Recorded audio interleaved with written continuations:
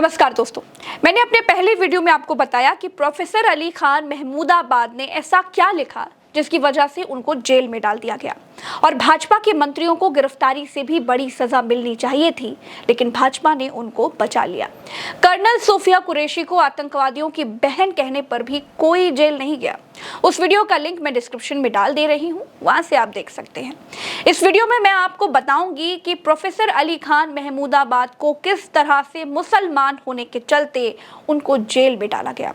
दोस्तों, इसको समझने के लिए आपको ये समझना पड़ेगा कि हरियाणा की अशोका यूनिवर्सिटी में प्रोफेसर अली खान महमूदाबाद ने जो लेख लिखा था, क्या उससे किसी भारतीय नागरिक को, किसी सेना के अधिकारी को, किसी देशभक्त एक्टिविस्ट को, यहाँ तक कि किसी बड़े मठ के उच्च पुजारी को भी कोई तकलीफ हुई? इसका जवाब है नहीं। तो फिर एफआईआर किसने करवाई? सारा का सारा झोल यहीं पर है दोस्तों, अली खान महमूदाबाद ने जो लेख लिखा वो अंग्रेजी में था, लंबा चौड़ा लेख था। उसमें से एफआईआर दर्ज करवाने के लिए लाइनें खोजी गई, उसका विस्तृत अध्ययन किया गया। उसके बाद 2 एफआईआर करवाई गई। आपको एफआईआर दर्ज करवाने वालों के नाम सुनकर के ही सारी की सारी कहानी अपने आप समझ में आ जाएगी। पहली एफआईआर हरियाणा राज्य महिला आयोग की अध्यक्ष रेणु भाटिया ने दर्ज कराई थी। रेणु भाटिया कौन है? भाजपा की नेता हैं, फरीदाबाद नगर निगम में डिप्टी मेयर भी रही हैं, अब राज्य महिला आयोग की अध्यक्ष हैं। किसी भी राज्य महिला आयोग की सारी सदस्य और अध्यक्ष उस राज्य की सरकार ही बनाती है, जिसकी सरकार होती है। उसकी महिला नेताओं को महिला आयोग में भर दिया जाता है। तो महिला आयोग ने एक मुसलमान प्रोफेसर का लंबा चौड़ा अंग्रेजी में लिखा गया लेख पहले पढ़ा, फिर एफआईआर करवाई। दूसरी एफआईआर भी करवाई गई भाजपा की तरफ से। हरियाणा में एक गाँव है जठेरी, वहां के सरपंच और हरियाणा में भाजपा युवा मोर्चा के महासचिव योगेश जठेरी ने दूसरी एफआईआर दर्ज करवाई। यानी एफआईआर करवाने वाला महिला आयोग भाजपा का, दूसरी एफआईआर दर्ज करवाने वाले भी भाजपा के नेता, एफआईआर दर्ज करने वाली पुलिस भी भाजपा राज की, हरियाणा और देश में सरकार भी भाजपा की। 125 करोड़ आबादी वाले इस देश में प्रोफेसर अली खान महमूदाबाद के लेख से भाजपा राज में सिर्फ भाजपाई नेताओं को ही तकलीफ हुई और प्रोफेसर अली खान को जेल में डाल दिया गया। पहली एफआईआर जो भाजपा नेता ने करवाई उसमें धारा 196 आपराधिक साजिश, धारा 197 देशद्रोह, धारा 152 राष्ट्रीय अखंडता को खतरे में डालने वाले कृत्य, धारा 299 धार्मिक भावनाओं को ठेस पहुंचाने की मंशा से अपमान की धाराएं लगाई गई। दूसरी एफआईआर जो हरियाणा महिला आयोग की अध्यक्ष रेणु भाटिया ने करवाई उसमें धारा 353 सरकारी कर्मचारी के कर्तव्यों में बाधा डालना, धारा 79 महिलाओं की गरिमा को ठेस पहुंचाने वाला कृत्य, धारा 152 राष्ट्रीय अखंडता को खतरे में डालने वाले कृत्य, धारा 169 एक नोटिस की अवहेलना करना शामिल है। मैं इस बात को क्यों कह रही हूं दोस्तों कि प्रोफेसर अली खान महमूदाबाद को मुसलमान होने के कारण जेल में डाला गया, वो आपको अभी बता देती हूं।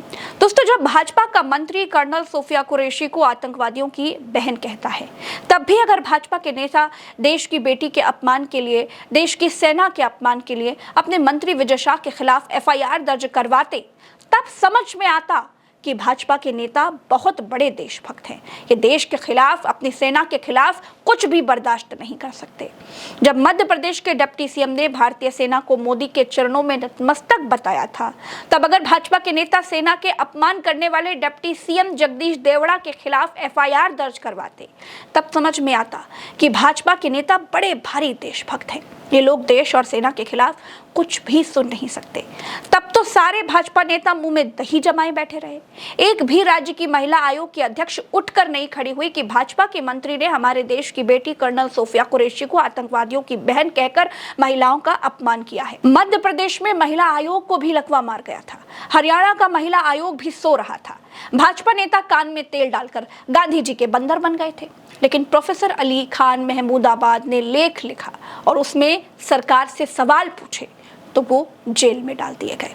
सरकार से सवालों पर प्रतिबंध भारत पाक युद्ध के दौरान था। मैं मानती हूँ देश की बात थी, तब सही था, किसी ने कुछ नहीं पूछा।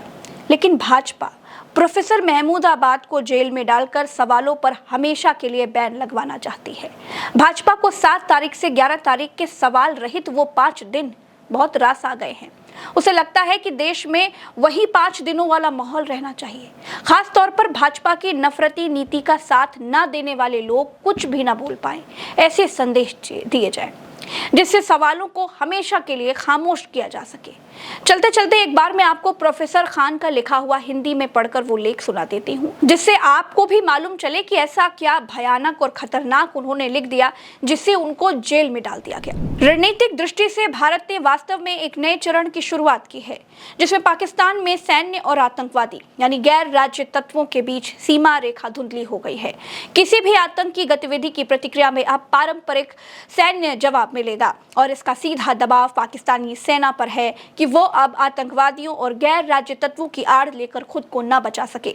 पाकिस्तानी सेना ने काफी लंबे समय से गैर राज्य तत्वों का सैन्यकरण कर क्षेत्र को अस्थिर किया, जबकि अंतर्राष्ट्रीय स्तर पर खुद को पीड़ित दिखाने की कोशिश की है।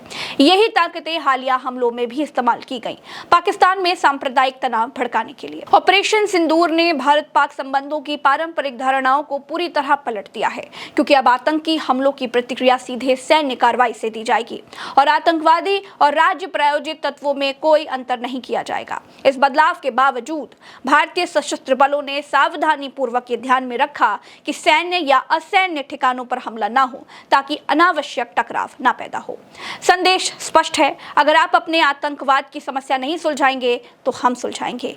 दोनों पक्षों पर नागरिक जीवन की क्षति दुखद है और यही मुख्य कारण है कि युद्ध से बचना चाहिए।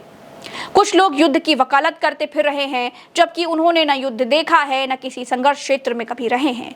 मॉक सिविल डिफेंस ड्रिल में भाग लेने से आप सैनिक नहीं बन जाते और न ही आपको उन लोगों के दर्द का अंदाजा हो सकता है जिन्होंने युद्ध या संघर्ष में अपनों को खोया है। युद्ध क्रूर होता है, इसका सबसे ज्यादा असर गरीबों पर होता है, जबकि इसका लाभ केवल राजनेताओं और रक्षा कंपनियों को मिलता है। इतिहास हमें यही सिखाता है कि युद्ध अपरिहार्य भले हो, लेकिन राजनीतिक संघर्ष कभी सैन्य हल से नहीं सुलझते हैं। मैं इस बात से खुश हूं कि कई दक्षिणपंथी कमेंटेटर कर्नल सोफिया कुरैशी की सराहना कर रहे हैं, पर शायद उन्हें उतनी ही जोर से उन लोगों के लिए भी आवाज उठानी चाहिए जो भीड़ की हिंसा, मनमाने बुलडोजर और बीजेपी की नफरत की राजनीति का शिकार बने हैं।